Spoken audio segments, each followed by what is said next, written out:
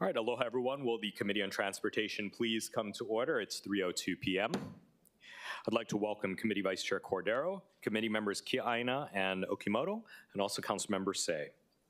Before we start our meeting, I have a few procedural announcements to make. Pursuant to Section 92-3.7 Hawaii Revised Statutes, this meeting will be conducted as a remote meeting by interactive conference technology with the following procedures in effect for the meeting. Members of the public will be allowed to provide oral testimony on all items on the agenda when the item is taken up in the following order. First, in-person testimony in the council chamber, and then remote testimony. Before testifying, each person shall state their name. Each speaker may not have anyone else read their statement and is limited to a 1-minute presentation on each item. Persons who have registered to testify remotely by video conference when your name is called, please monitor your screen and activate your audio feed when prompted. I'll then give persons who have not registered an opportunity to offer testimony. Please utilize the raised hand feature in Zoom to be called upon. For those who are joining us by telephone only, please press *9 to indicate your desire to speak. I'll identify you by the last 3 digits of your phone number. When your number is called, please press *6 to unmute yourself when prompted. Some friendly reminders and tips: please video conference from a quiet location if possible. If you're watching the proceedings on Olelo, please mute your television at the time you're called to testify. When the timer on screen reaches 0, please conclude your remarks promptly. HRS Section 92-3.7 requires all votes at remote meetings to be conducted by a roll call unless unanimous. Therefore, I'll first call for objections, and if any, I'll call for a roll call vote. Written testimonies, including the testifier's address, email address, and phone number, will be available to the public as described on the posted agenda. As a courtesy, please turn off all cell phones for the duration of the meeting. We'll begin with agenda item number 1. This is Resolution 23-271, urging the Hawaii State Legislature to enact legislation eliminating the requirement to conduct an engineering study for reductions of maximum speed limits on city streets, and urging the city's Department of Transportation Services to assess lowering speed limits in city residential areas should the engineering study be eliminated. I see we have the Director of the Department of Transportation Services, Roger Morton, here.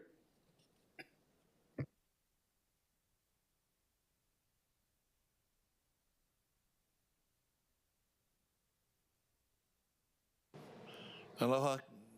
Good afternoon, Chair, Vice Chair. We have taken a look at this in the department and don't have any real objections to this resolution. I think that with our Complete Streets program and particularly our Vision Zero program, there are many local streets that we would not be opposed to lowering speed limits. I do note that the determination to lower speed limits would still be with the department. And there are ordinance requirements as well that also govern speed limits, as well as state law. I have conferred with the State Director of Transportation, and he has no objections to the resolution as well. So we're not opposed.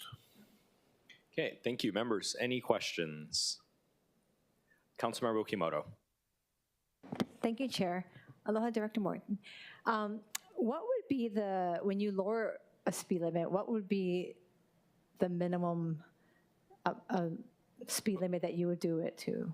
Well, the resolution speaks of 15 miles per hour. The other obvious one would be 20 miles per hour. And I note that in the city and county of Honolulu, the default speed limit for all roads is 25 miles per hour if it is not otherwise designated. I also note that certain cities on the continent are lowering the default speed limit as well. Salt Lake City recently lowered their speed limit in residential areas, all residential areas, to 20 miles per hour. One thing I would note that because the default speed limit is 25, that means in many residential neighborhoods there's no need to post signs. And if we do lower specific streets rather than a default lowering, then we would be required to post signs for enforcement. And that's an added work effort for our Department of Facility Maintenance. But having said that, that's the downside that I see in doing this. The upside is a perception of greater safety. Sometimes on smaller streets, 25 miles per hour may seem to be a high rate of speed. I believe it's more of a perception issue than anything else, but we're not opposed to it. They would come to us anyway, and we would make a determination if this, and this is speaking to state law anyway. It is not really a city ordinance, and so it doesn't really have a total impact on us, because I think that the department would still want to have control over what speed limits are on any street. So currently, there are traffic studies that are done. This will eliminate it where you guys see fit. Is that what I understand it to be? Well, I think it talks about residential neighborhoods, and I believe that's the spirit of it. So it would, but at the end, in a discussion with my traffic engineers, that they would not do this in a helter-skelter way. One concern that we had would be in the elimination of requirements to do an engineering study, at least as mandated under state law, because this is also somewhat of a home rule issue as well, to allow the counties to run their own affairs. But one thing that that we did throw around in our discussion was whether or not this would lead to excessive pressure from pressure groups to lower speeds, even if the department felt it wasn't warranted. And that we may have that, but the department would still have the final word.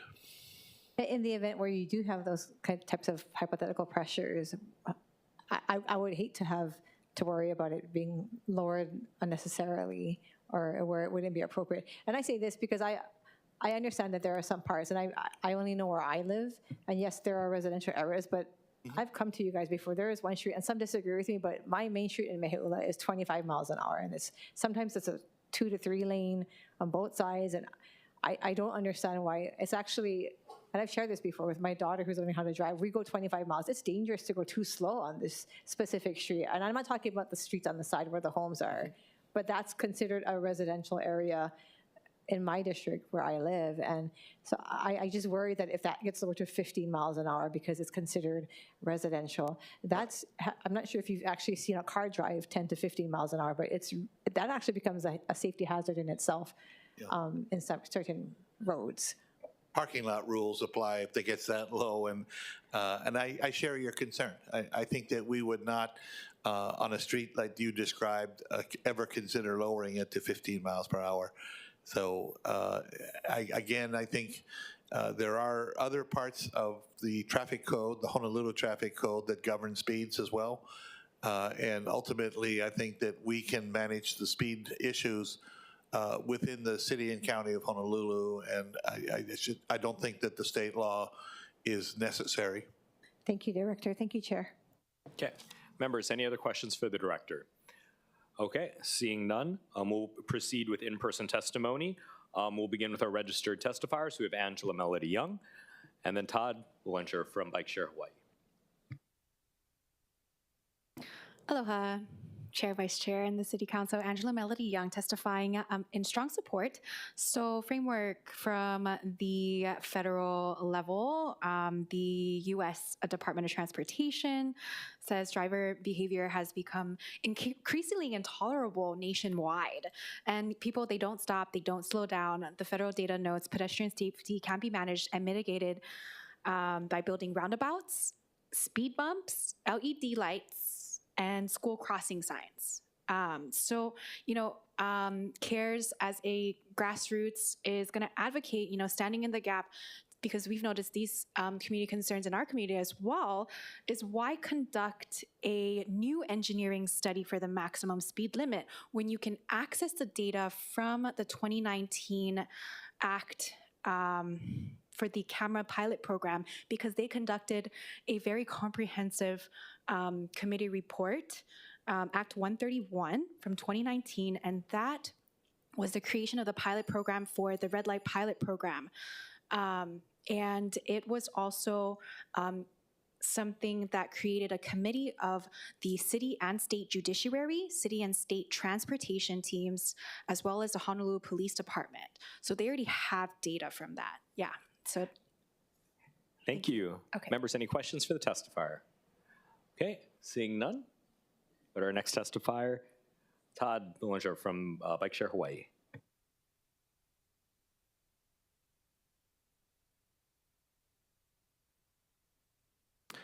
Aloha. Yes, Todd Boulanger, Director of Beaky Bike Share. I'm here to testify in support of anything that we can enhance traffic safety for our cyclists, pedestrians, and adjoining residents. You know, as supported by DTS, our over 400,000 customers to date and over 6 million miles, 6 million trips, utilize a lot of residential streets, especially between the major arterials when bikeways don't exist. So again, I wish to support any effort to make our streets safer, complete streets, and such. Mahalo. Thank you. Members, any questions for the testifier? Okay, hearing none. Members or clerks, is there anyone standing by remotely to testify? Mr. Chair, there are none. Okay, seeing that there are none, we'll now move into discussion. Councilmember Kiaina. Thank you. Thank you to the testifiers who testified in support, as well as Director Morton for your comments, as well as you calling up the State Department of Transportation Director. Greatly appreciate it. As you know, speeding is a priority concern for not only many of my constituents, but elsewhere on Oahu, and I believe that reducing residential speed limits can have a positive impact on roadway safety, especially for pedestrians. This resolution supports legislation that the State Senate moved this past year and urged the legislature to eliminate the requirements for an engineering study when reducing maximum speed limits on city streets. My resolution also urges our city's Department of Transportation Services to assess whether maximum speed limits should be lowered from 25 miles per hour to 15 miles per hour.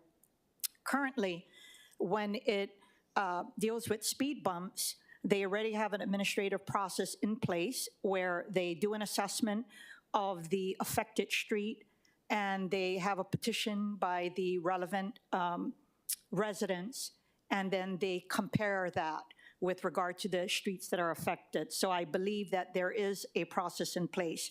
And lastly, I just want to say that Senator Chris Lee, who is the chair of the Transportation Committee, submitted testimony for the record. He was unable to be here today because he's on travel, but he fully supports the measure and has every intention on moving it again, and I committed to going to the legislature to testify in support. And so I just wanted to conclude with his comments in his testimony. He states, "This measure is important because it underscores a critical point, that counties must have the authority to reduce speeds and err on the side of safety in as quick and efficient a manner as possible. Waiting for traffic studies and other bureaucracy before taking common sense action when we have already identified dangerous streets and intersections serves only to risk more lives being lost." And in response to Council Member Okimoto, I do believe that the department, at the end of the day, has the last say with where reducing the speed limit would be of benefit to the communities. And so I believe that some of the concerns you have raised, they would probably come to the same conclusion. So this will be on a case-by-case basis in all of the streets, and I have confidence in the leadership of DTS to do what is right for our communities. Thank you. Okay, members, any further discussion? Okay, seeing none, the chair recommends that Resolution 23-271 be reported out for adoption. Any further discussion, objections, or reservations? Okay, hearing none, so ordered. We'll move on to agenda item number 2. This is requesting the Department of Transportation Services to take immediate steps to improve pedestrian access between the Halava Skyline Station and the Halava Station Park and Ride parking lot. Members, we do have a posted proposed CD1 submitted by Councilmember Cordero. For information, the summary of amendments is listed on the agenda, but I'll defer to Councilmember Cordero for the explanation of her CD1. Just to add the amount of dates for reporting back. Thank you. Okay, thank you. We do have Director Morton here from the administration. Director Morton. Aloha, Chair Dos Santos Tam, Vice Chair Cordero, members of the Transportation Committee. My name is Roger Morton, for the record. I'm Director of Transportation Services. Don't know opposition to this, and some good news that we have in our in an ongoing program that we have for intermodal connections at the Halava station. We're taking steps to modify that contract to include the improvement that you have requested in this resolution. And so hopefully we'll be able to get it done sooner rather than later. Well, I guess that's good news. Members, any questions for Dr. Morton? Okay, we'll proceed with in-person testimony, starting with our two registered testifiers. We have Angela Melody Young and then Todd Boulanger from Bike Share Hawaii. Aloha, Chair, Vice Chair, and the City Council. Angela Melody Young testifying in strong support. So in the resolution, it noted enabling connectivity is critical for a well-functioning multimodal transportation system. So an accessible connection point is critical to the success of the project. And the Halava station is located alongside Kamehameha Freeway and serves as the eastern terminus of the current rail system. And the station has a 590 space park and ride lot. And as the eastern terminus, buses provide rides along the future right-of-the-way via the adjacent bus bay, and the bus route A City Express provides express routes from Halava Station to downtown, to Ala Moana Center, to University of Hawaii and Manoa every 10 minutes, timed with the arrival of the trains. And the One Limited provides limited stop service between the station of East Honolulu to King to Waialae, including stops at the Kalihi Transit Center and Kohala Mall. So this is a very important station to get accessible connection to. Thank you. Thank you, members. Any questions for the testifier? All right, hearing none, we'll move on to Todd Boulanger from Bike Share Hawaii. Aloha. Chair, council members, staff, I'm the director of Biki Bike Share, and I support this effort, especially when any pedestrian enhancement can also be used by cyclists as part of the first and last mile for transit, which is very important for the city's climate plan to be achievable. Thank you. Thank you, members. Any questions? Okay, hearing none. Members, any discussion? Committee Vice Chair Cordero, your resolution? I support it. Great. Well, I do too, and to that point, the chair is recommending that Resolution 23-249. Oh, sorry. I need to call for remote testifiers. Clerks, do we have any remote testifiers or anyone standing Mr. Chair, by? there are none. Okay. Thank you for that reminder. I was so excited about passing this resolution out. So the chair recommends that Resolution 23-249 be amended to the posted CD1. Any discussion, objections, or reservations to that recommendation? Hearing none, the resolution has been amended to a CD1. The chair then recommends that Resolution 23-249 CD1 be reported out for adoption. Any discussion, objections, or reservations? All right, hearing none, so ordered. This brings us to agenda item number 3. This is Resolution 23-230, urging the Director of Transportation Services to update and expand the city's policy regarding the use of red curb markings to include designation of additional areas where parking is prohibited. And members, we do have a posted proposed CD1 that I submitted for information. The summary of amendments is listed on the agenda. They're fairly technical in nature. We have with us Roger Morton, the Director of the Department of Transportation Services, Tyler Sugihara, the Chief of Road Maintenance of the Department of Facility Maintenance, and Major Stassen Tanaka, Honolulu Police Department. So we'll begin with Director Morton. Aloha Committee again. The department does not support this resolution for a couple of reasons, really. First, it does create a tremendous work effort for the Department of Facility Maintenance. But really, from our perspective, it also creates potential enforcement issues for Honolulu Police Department. We already wrestle with a number of self-help administered red curb zones that individuals and businesses put up without permission. We rely upon the Department of Planning and Permitting to tell those businesses and residences to remove illegally painted curbs. It makes it, from the police department's perspective, I think that they rely upon no parking signs where no parking zones are established, or they rely upon other parts of the traffic code that would prohibit parking, say, within 4 feet of a driveway or within 10 feet of a fire hydrant for those reasons. And for those reasons, we don't think it would be helpful to go back and revise our policy, which I believe was changed back in 2010. Okay. Members, any questions for the director?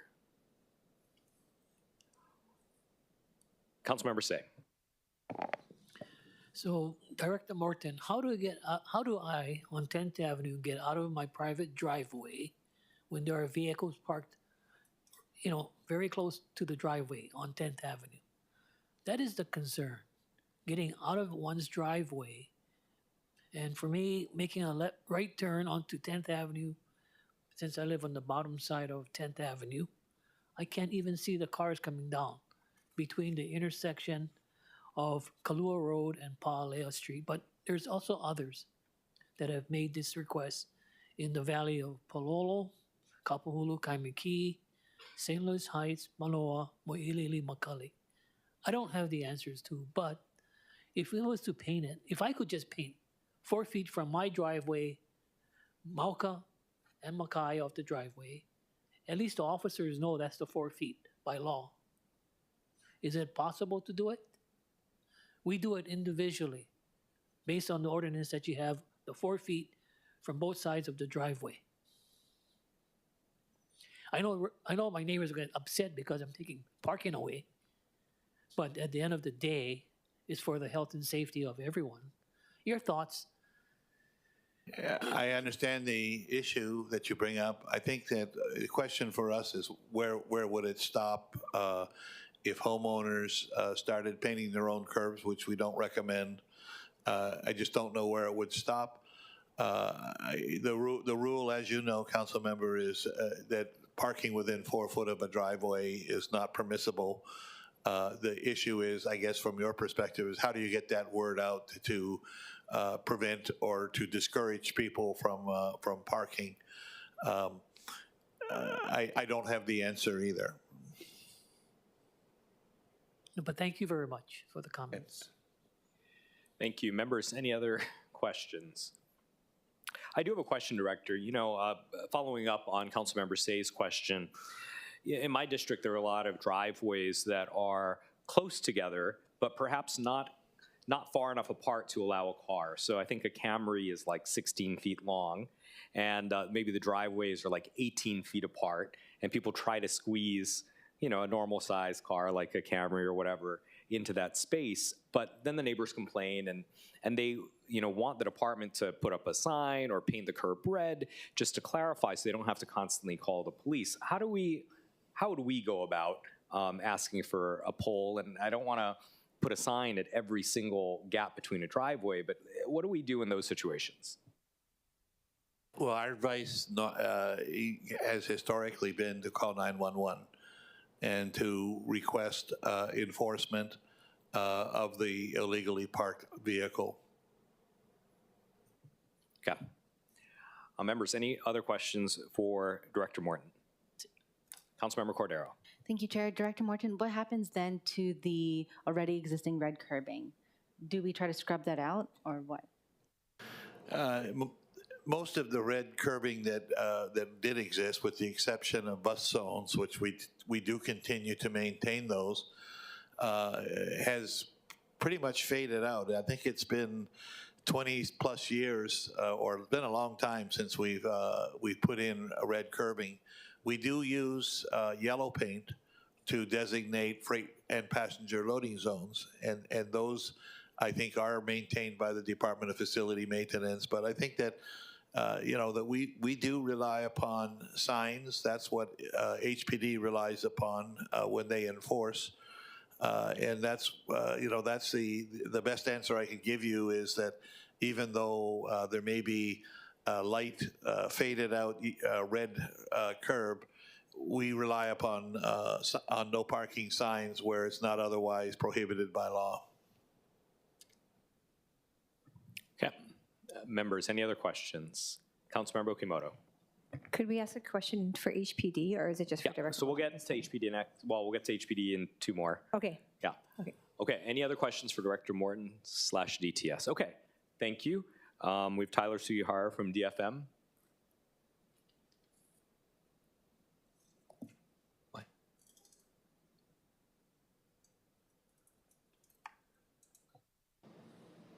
And what's the lay for? Good afternoon, Committee Chair. For 35 years of city and state public service. So, but in regards to the painted curbs, DFM has been addressing a number of painted curbs already, which residents or condominiums paint by themselves. And so it takes quite a lot of time because at times, Department of Planning and Permitting is not able to determine specifically who painted the curb, so has problems in citation. So then we have to go back to Department of Transportation Services to determine the parking areas and if those are legal, no parking areas. And typically, if there are no parking areas, they will be signed. So we already have an idea, but sometimes signs go missing. And so we do have to go back to Department of Transportation Services. So in the meantime, though, when we do get the work order from DTS to remove, then it takes our crews who are doing pavement markings and sign installation away from their normal work just to paint out these red curbs. So it's a substantial work effort. The other thing is that the red curbs, we have been asking the OTS to help us with the bus stop painting of curbs because they know when it's faded and they need to refresh them, and they have to do it rather frequently. The red paint does not, it fades, especially with the newer formulation because the water-based paint that's being used for traffic paint. So if it was to be expanded and you have a large amount of curbs out there to paint, that will be a substantial amount of workload for DFM, and that'll take away from painting crosswalks, refreshing centerline markings, as well as the new types of markings like for bike paths and those types of items. Yeah, members, any questions for DFM? Yeah. Yeah, That's- Councilmember that's- Say. That's where Mr. Sugihara, why can't I paint my, curbing that is next to my driveway, 4 feet from my driveway, both sides? That's the law. And it makes it easier for the officer to enforce it. No? The actual painting of any curb, Yeah, no, the curb adjacent to my driveway so that I So- can go in and out. so some may paint it the legal limit of 4 feet, some will extend it. And so then just a painting overall by public at their discretion, to me is not a good idea. Okay. Your point is very much well taken. Can we expand the red curbing to fire hydrants?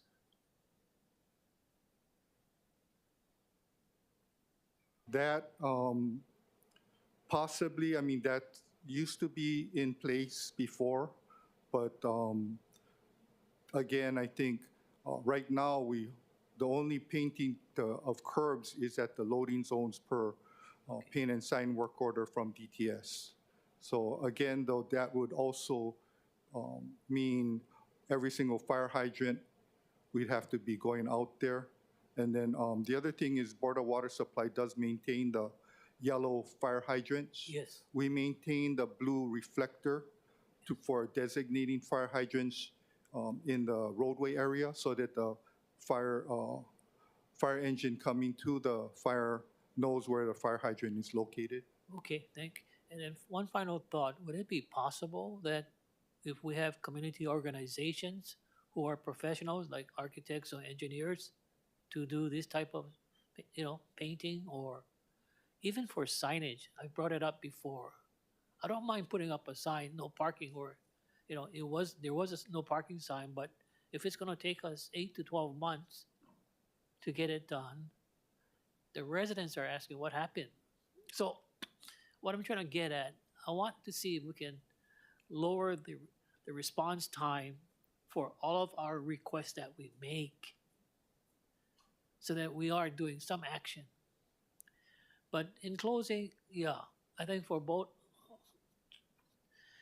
Chair Cordero, Chair Dos Santos Tam, being in the urban core, the density is so much greater than the, countryside. And, people are just asking us the question, I can't get in, I can't get out of my own driveway. Oh, just call 911. But I don't just want to just call 911 every time there's an incident like that. And then finally, I don't want to call 911 because I know that particular car may be a renter, a college student. That's the other point I wanted to bring up too. Because, I got criticized, and for all of you to listen, I got criticized when I had to ask HPD to crack down of all of these vehicles that were illegally parking on Houston Street. And I don't blame the officer saying it was at the request of your council member. So I bring this up just to say to myself and to all of you, how can we help the general public in respecting the laws that we have on the books?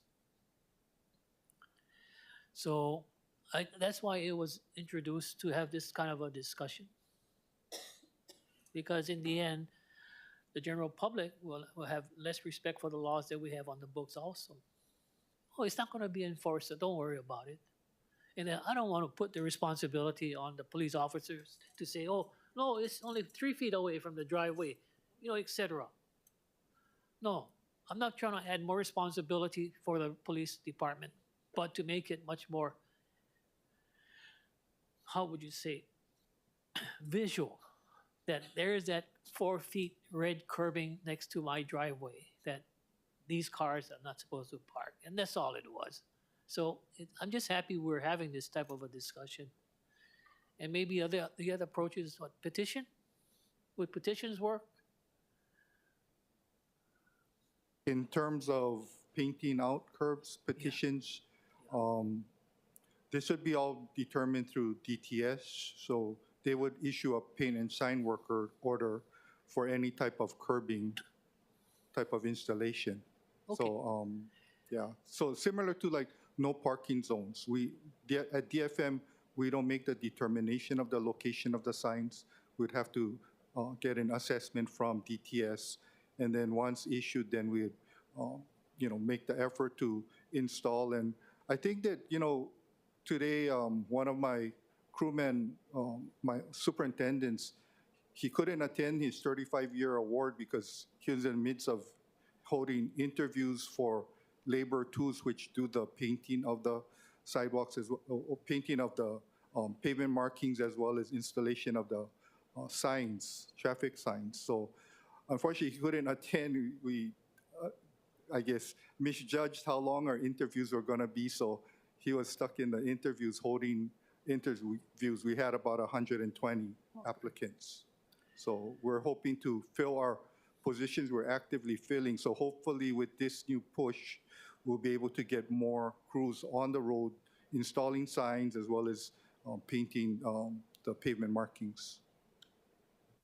Okay, no, but we're all here to help the city employees. Don't get us wrong. And we're all here to support our residents. So I've brought it up many a times that I would be more than willing to use my campaign funds to buy signs, no parking signs, 10 miles per hour, curves, that kind of stuff. And the other need would have paid for by friends for say. Nah. It's a very clever idea. I think we'd have to do a gift reso on that. Anyway, other questions for DFM? Hearing none, thank you. And then we have Major Stason Tanaka, Honolulu Police Department.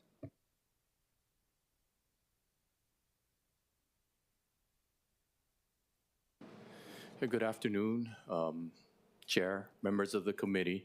I'm Major Stason Tanaka of HPD's Traffic Division. I have no testimony, however, I'm here to offer myself to answer any questions you may have. All right, members, enforcement questions for HPD. Councilmember Okimoto. Thank you, Chair. That's pretty much what I wanted to ask. Thank you, Major Tanaka, for being here. What are your suggestions? What are your experiences? I'd like to hear how you've been able to manage the issue with this type of parking, and it seems to be plaguing some of my colleagues and their districts.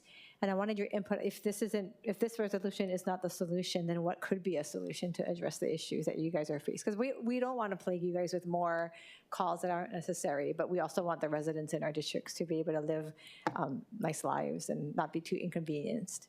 Well, I'd like to thank council members Say for at least acknowledging the fact that it is a tough problem. It is a widespread problem, and it's one that it's going to take a lot of collaboration.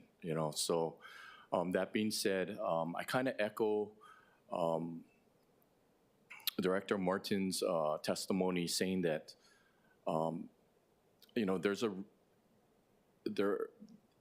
it used to be that there were red curbings, right? And we moved away from it. And I don't know exactly all the reasons why we moved away from it, but I believe all those reasons are still here. One of it is that he mentioned was that you have individuals who are going to paint their curbs red, right? I mean, I live in Mililani, using myself as an example. There's a fire hydrant right in front of my house. So technically, if I were to go ahead and, because I know the law, paint either side of the fire hydrant 10 feet on either side, and then go a step further and paint 4 feet from my driveway on the side of the fire hydrant, probably only a motorcycle would be able to park in front of my car, in front of my house. If that were to catch on, especially as you know, in Mililani, I don't think the Mililani Town Association will look very favorable if everybody in the community started to paint their curbs red. Going back to the intent is to, as Council Member Say was saying, that is that to educate, to inform the public of the boundaries of where you cannot park. However, that being said, on the law enforcement side, when we do go to court and we testify, ideally, I would like to see a sign, because when I testify in court, a sign I can testify easily is that how do you know it was a no parking zone? Well, there was a official city and county or state of Hawaii sign. Barring any sign, I'm going to testify I saw red curbing. Okay, how do you know that that was officially painted by the city and county of Honolulu? The answer to that is I can't tell for sure. So ideally, signage, but maybe red curbings, and I understand from a maintenance aspect, it's going to be very hard to maintain all these red curbings.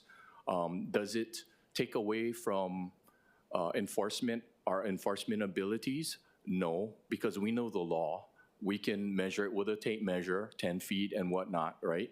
Or at least do the old eyeball test. If it's right in front of the fire hydrant, then that's pretty much a citation, right? So using common sense. As far as how to solve it, it's hard. I've been here testifying on fireworks laws, and it's kind of like the same thing. When you have people parked around in your neighborhood, these are your neighbors' friends, families, people that come over to your neighbor's house. Just the other weekend, there was somebody parked in front of my fire hydrant, in front of my house. Did I call HPD? No, I didn't, because I had a feeling it was one of the friends from a neighbor, couple houses down. So I think those are some of the factors that it's hard, because is it a violation? Yes, but you know, at the end of the day, we're all neighbors, right? We all need to coexist and live with each other and maintain healthy relationships. So, like Director Morton said, if there's a violation, by all means, call 911. We will respond and address it appropriately. I also suggest talking to your individual district's community policing team. They may have suggestions of how to address the problem. But yes, it's not a simple answer that I can give. Thank you, Major Tanaka. Nice to meet a constituent here. I had follow-up questions for Director Morton after this, based on what he had Major just shared. Okay. Thank you, Chair. Any other questions for HPD?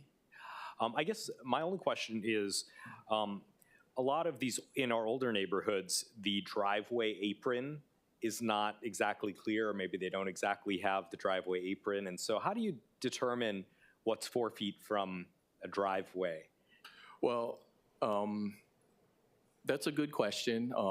And what I would do is kind of use where the ending of the driveway is, and I would just go 4 feet from there. So most, like where I live, like you're saying, there's a delineation, right, of where the driveway is. A lot of us, or there's a lot of driveways out there that are maybe in rural areas that it's not really delineated, right? It's grass and then maybe a dirt driveway or whatnot. But I would tell my officers to use their best judgment and common sense, but always, you know, err in the side of caution and err on the side of the public, and at least be reasonable when you're measuring out that 4 feet. Okay, good. Any other questions for HPD? Councilmember Say. Yeah, I just wanted to say thank you very much. You folks have been very helpful in regards to commercial vehicles that are parked on the street, that they park their vehicles after, you know, their operations is completed. Just like they don't have a yard. And the other one was the tourists. That's another big issue in the East Honolulu district. So I just wanted to say thank you for all that you folks are doing in trying to enforce the law. Yeah, thank you, sir. Okay. Members, any other questions for HPD? Councilmember Okimoto. No, I'm for Director Morton, please. Seeing as there's no other questions for HPD, we'll bring back Director Morton for Councilmember Okimoto's question. Thank you, Chair. Director Morton, Major Tanaka mentioned that there are areas where signs are mostly, would be the best for him for the enforcement. And I guess some areas where maybe the paint could be better, but not ideal because of the situation where we might have people who are doing it where they shouldn't be. Do you have an idea of what that would cost? Like, what would a sign cost? And how would you decide where the signs would be? I can kind of envision it like Major Tanaka said, maybe in Mililani, but I know in the more urban areas it might be harder. So what are we looking at if we did signage, and what kind of cost would we be looking at?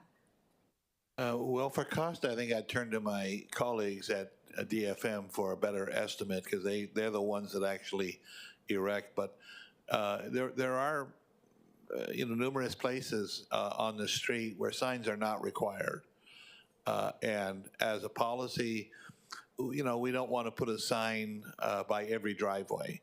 It would just be a proliferation of signs, and we would view it as unnecessary because it is already established that any 4-foot distance from a driveway is a no parking zone.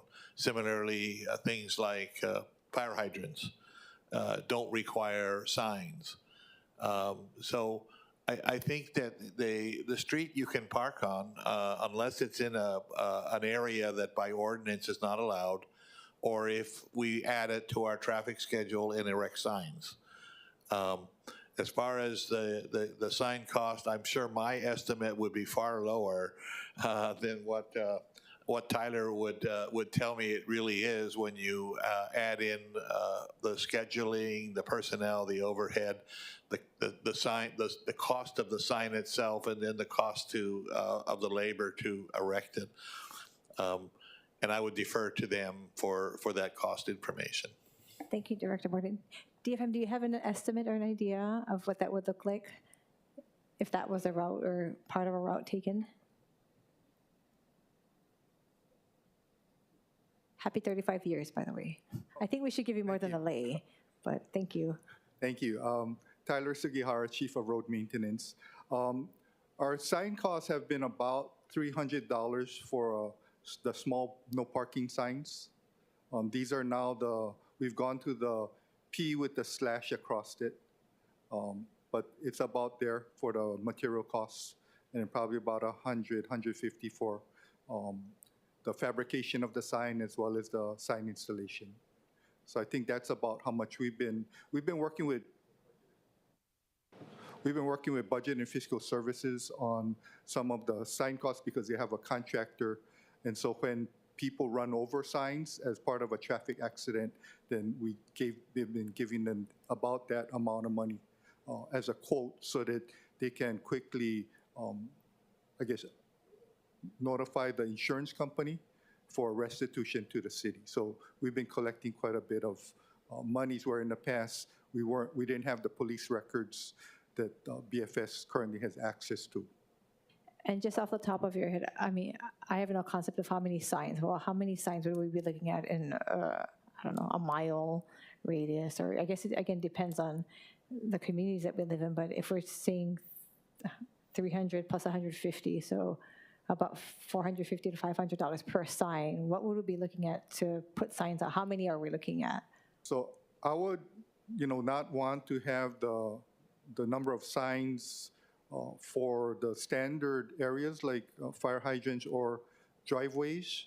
But, for the really necessary areas where it's really unsafe to park, or so like it may be like a visual type of situation where it's around a curve and then you have a driveway type of situation where there may be no parking, but those would be determined by transportation services, the traffic engineers there, and we would abide by whatever they install. Yeah. Okay, thank you. Thank you, Chair. Yeah. Members, any other questions for any of our admin representatives? Okay. Oh, Councilmember Say. No, I was just going to make a request to the chair that we could defer this particular resolution. That way, we're not adding more responsibilities to Mr. Sugihara, plus his 35 years of service as an award. Thank you. Thank you. I'll take that into consideration when we do my recommendation, but much appreciated for at least bringing up this discussion because I think it is an important one that affects a lot of our districts. At this time, we'll go to testimony. We have two registered in-person testifiers. We'll begin with Angela Melody Young and then Todd Boulanger from Bike Share Hawaii. Angela, please proceed. Angela Melody Young testifying in strong support. So I really liked the council member from Mililani's question, the second question about the costs and the ideas. And to me, I'm thinking like, why are the costs so high? So, standing in the gap, just gonna advocate red curbs are necessary for the smooth and safe operations of public transit, fire responders, and in general, all motorists, and it's necessary, for the safety of the people. So red zones are also necessary for areas where a parked car will limit visibility for traffic, pedestrians, or bike riders. So people have started to paint red curbs, and that's illegal. And if the parking district is only being activated in Kalihi and it's not being supported in other districts, perhaps, an idea for the council to shift efforts towards is to support bicycles and any initiatives to reduce carbon footprints for our planet and turn towards focusing on healthier lifestyle choices. Bicycles are important, and the Pedestrians Bicycle Safety Action Plan from the State Department of Transportation does set a goal for clean energy and a carbon negative economy by 2045. It takes into account safety, environmentally friendly practices, and the sustainability of our community. So perhaps, shifting gears, this could possibly be a really good solution. Bicycles. Thank you. Members, any questions for the testifier? All right, hearing none. Our next testifier. Aloha, Council Chair and staff. Todd Boulanger, Director of Bike Share Hawaii.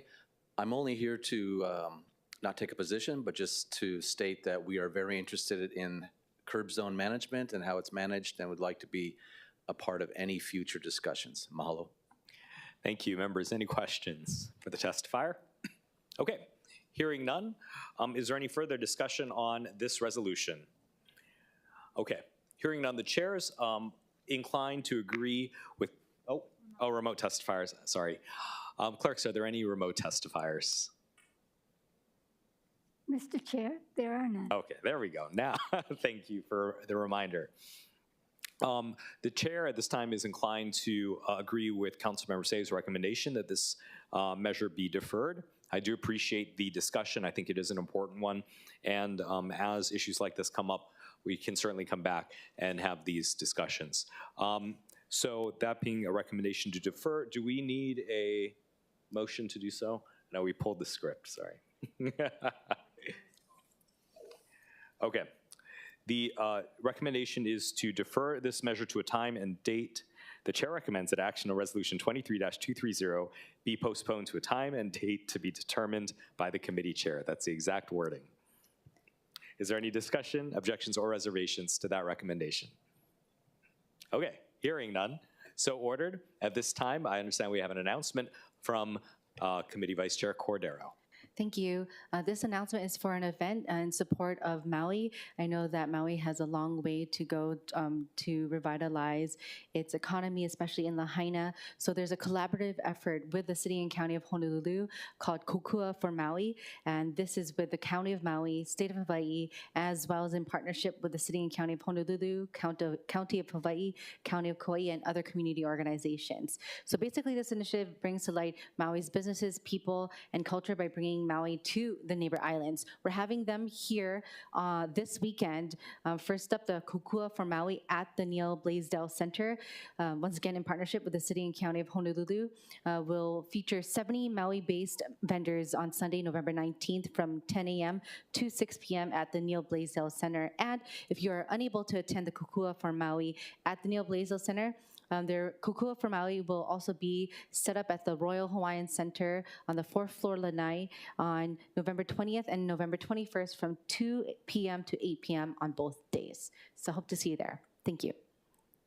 Thank you, members. Are there any other announcements? Councilmember Say. May I ask Councilmember Cordero a question? Yes, of course. Is it free parking? No, we charge for parking at Neil Blaisdell. Thank you. Oh, my. And no parking on Kapiolani Boulevard. Those don't currently have red curbs. But just a reminder, during the day, there's no parking. All right, any other announcements? All right, hearing none, we'll adjourn the meeting. It's 3:54. Thank you, everyone.